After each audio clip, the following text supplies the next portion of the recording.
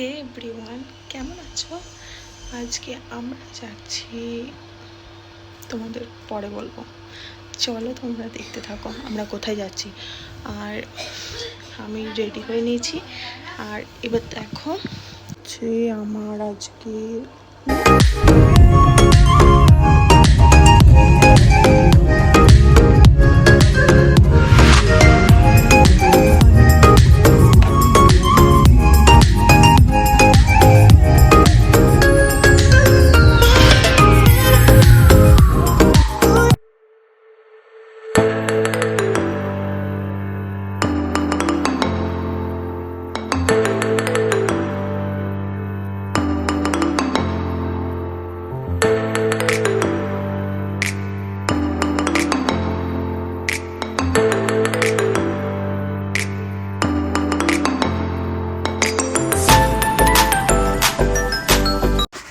তো আমরা এসেছি এখন নিউ টাউনের তাজে, যেখানে আমাদের কিছু রিলেটিভস এসেছিল আসাম থেকে, তো তাদের সাথে মিট করার জন্য।